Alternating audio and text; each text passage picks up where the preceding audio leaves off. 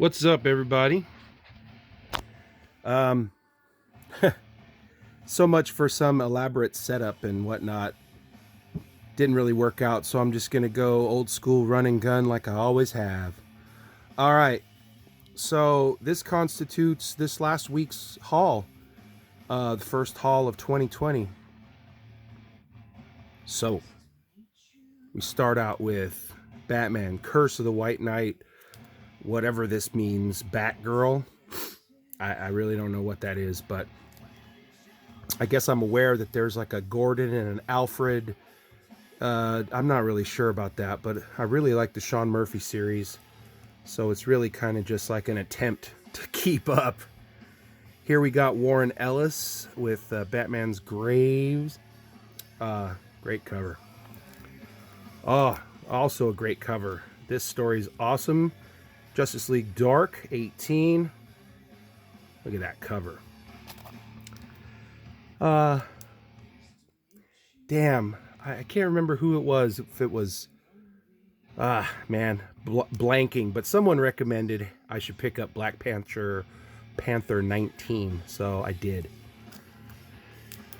Daredevil, been hanging with Daredevil this whole time now. I love Hawkeye. I loved, all the iterations. I love Ronin.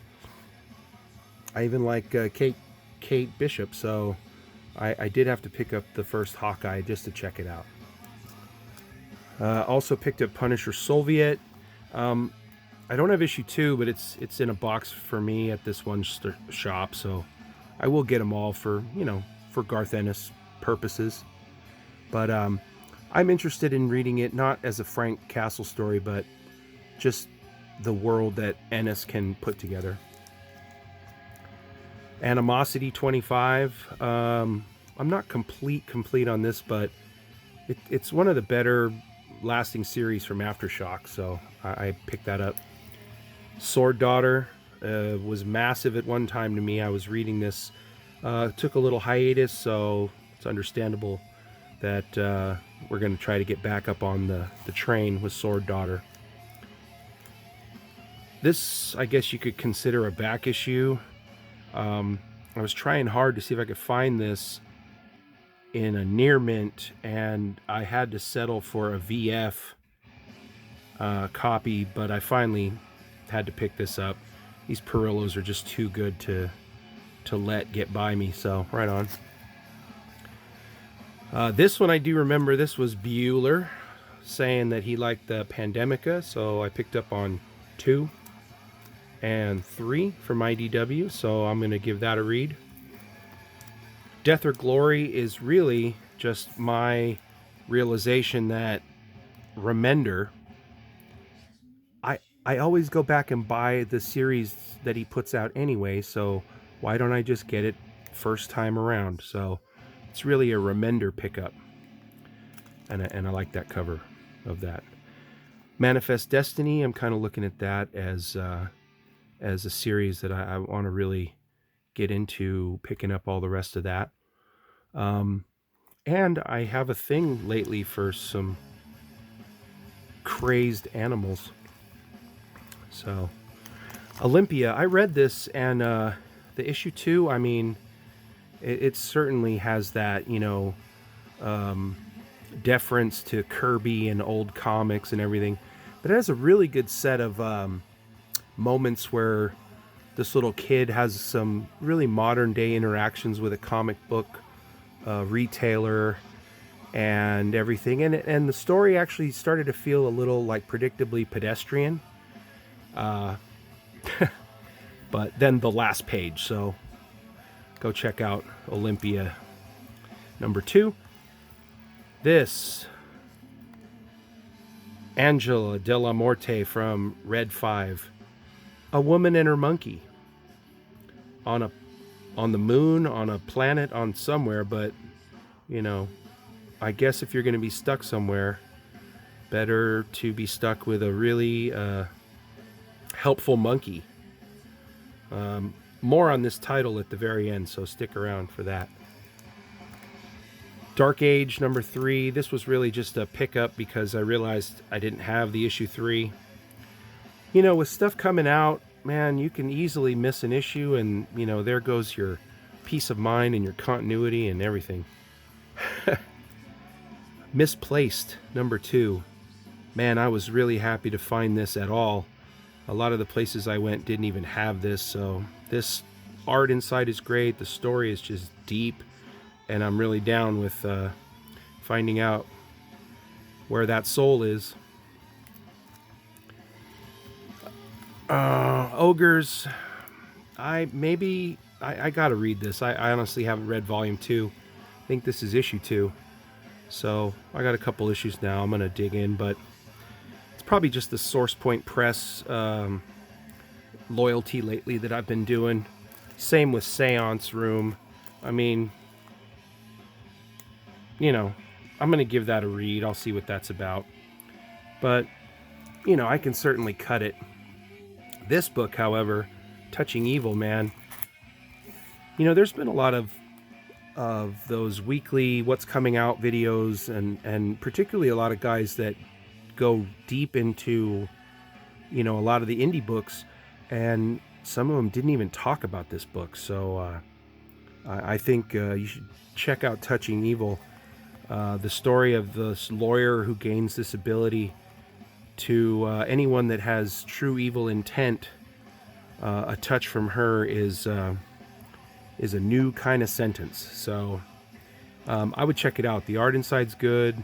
This seemed a really wordy, lot of dialogue going on, so this could be explaining a whole bunch. But Touching Evil number 2, another book I was real happy to just find. A lot of the places I went to didn't even know what I was talking about. Touching Evil? What's that? Now, this book